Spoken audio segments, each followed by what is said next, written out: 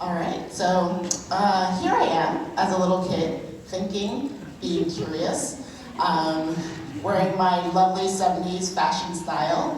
And so this journey for you today is about building curiosity for every teacher. So I'm going to go through a design thinking reflective process. I like, I wish, what if.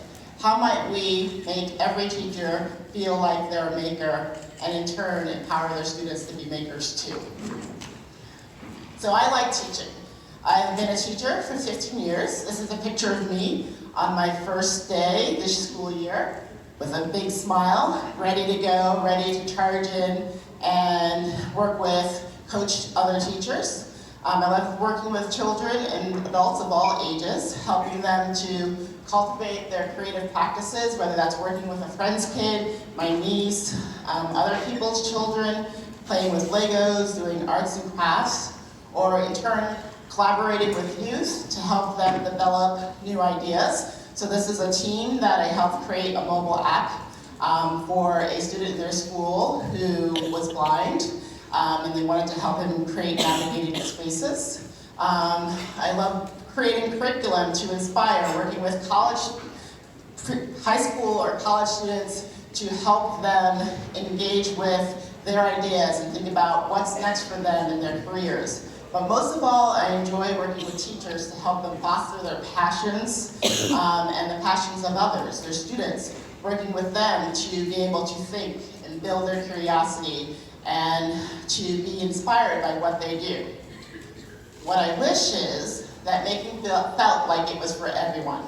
I am a Black woman with a PhD in computer science, and you would think that would make me feel very comfortable in a lot of spaces, but it doesn't. Often I feel like I walk into a room and I'm the odd one out, and it feels like a scenario where I have to either sink or swim. And I wish making spaces, engineering spaces, STEM spaces felt inclusive. Last year I went out to a science hack day in San Francisco. I was invited to come and I was like, yes, I'm gonna do it. But I was so nervous that I would be an odd person in this space. And it took a lot of time for me to find my tribe, to find the people that I felt comfortable with, that I felt like were on my same level playing field, that I could do the work with. So what if teachers saw themselves as makers?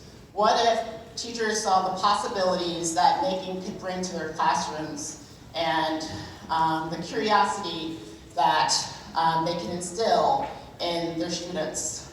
So I've worked with teachers in a variety of capacities at Design Thinking Institute, teaching computer science to teachers of all different disciplines and helping them developing playful environments for them to collaborate with each other. What if teachers developed a bias towards action? What if they had a problem and immediately they felt like they could act instead of feeling overwhelmed and stressed in their day-to-day scenarios?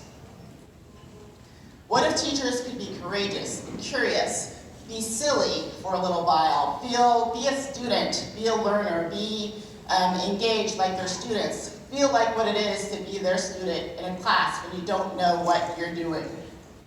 What if teachers could be present?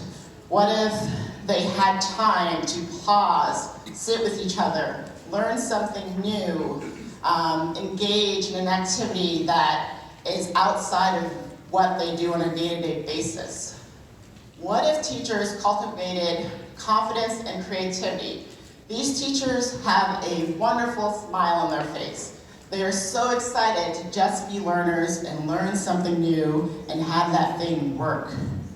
What if teachers were able to pause time? Last year I was able to take a little teacher gap year and I spent it in a makerspace and just created and got in touch with the side of me that I don't often get to do. So if every teacher is a maker, then our students are makers too. So I hope you will join me and encourage other teachers to join my Astoria 5-Day Maker Challenge for educators, a chance for them to create, spark, and play. Every teacher is a maker. Let's encourage them to open up to all the possibilities so that our students have possibilities too.